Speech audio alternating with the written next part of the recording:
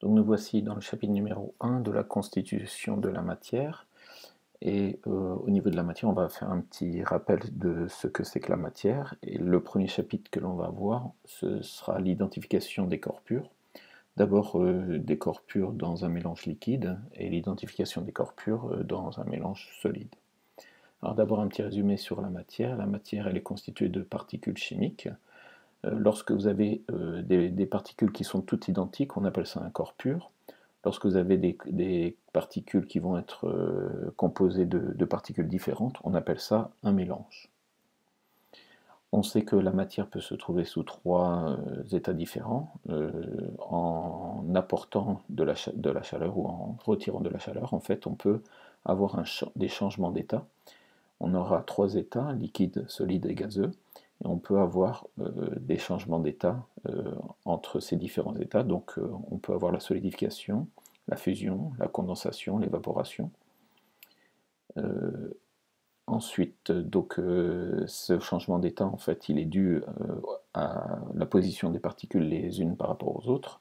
Lorsqu'on est à l'état solide, les particules sont liées les unes aux autres. Lorsqu'on est à l'état liquide, les particules ne sont plus liées, elles se touchent, mais elles ne sont plus liées les unes aux autres. Elles peuvent se déplacer, elles peuvent glisser les unes par rapport aux autres.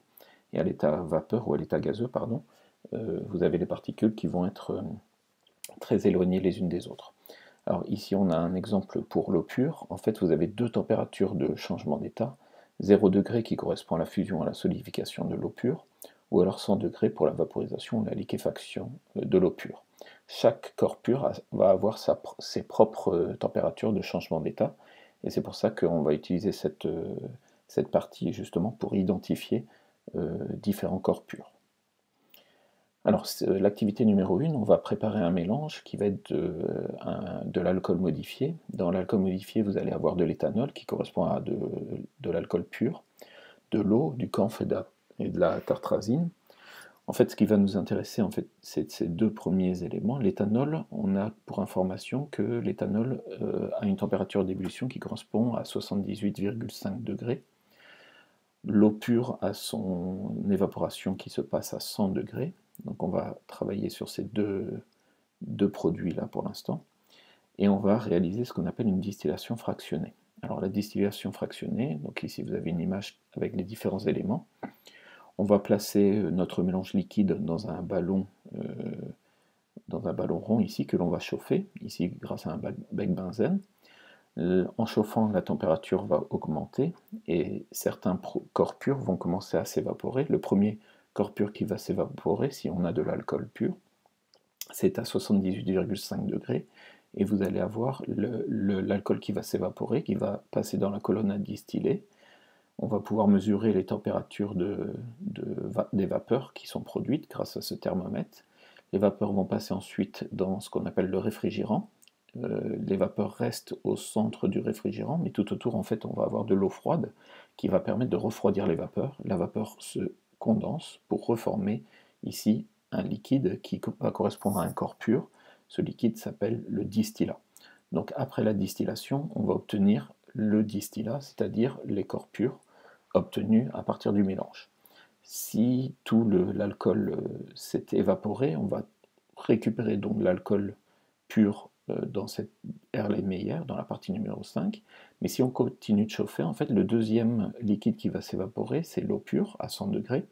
Donc l'eau pure va se transformer en vapeur, la vapeur va passer dans le réfrigérant, et dans le réfrigérant, les vapeurs va se liquéfier, et donc on va récupérer un deuxième liquide. En changeant l'Erlenmeyer, on va récupérer de l'eau pure qui va se retrouver donc dans cette partie numéro 5.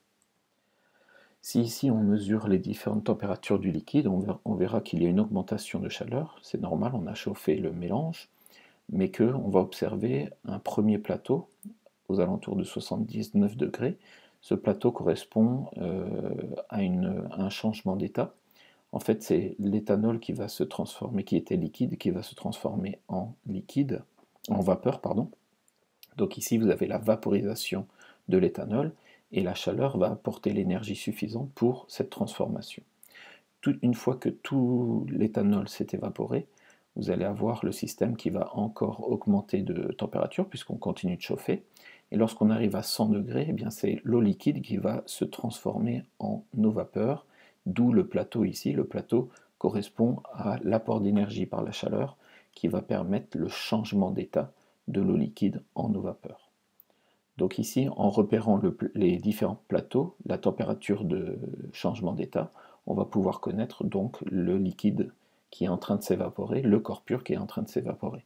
Donc à 79 degrés, c'est l'alcool pur, l'éthanol, et ici à 100 degrés, ça correspond à la vaporisation de l'eau pure. Donc ici vous avez le tableau de référence justement qu'il va falloir relier avec le graphique que vous avez obtenu. Donc ce qui nous intéresse, c'est le premier plateau qui correspond à l'éthanol, comme je l'ai dit tout à l'heure, et le deuxième plateau qui correspond à l'eau. Donc les deux premiers éléments qui se sont évaporés, c'est d'abord l'éthanol, puis l'eau liquide. Alors dans l'Erlenmeyer, le premier distillat qui a été récupéré, c'est donc l'alcool pur, l'éthanol, et le deuxième, donc après avoir changé le premier Erlenmeyer, on va placer un deuxième Erlenmeyer, et quelques minutes plus tard, on va récupérer l'eau pure, qui est le deuxième corps pur à s'être évaporé. On va continuer ensuite sur une deuxième vidéo à parler de la partie reconnaissance et l'identification des corps purs, mais plutôt sur un mélange solide. Et on va utiliser comme exemple les métaux. Donc ce sera le sujet de la prochaine vidéo.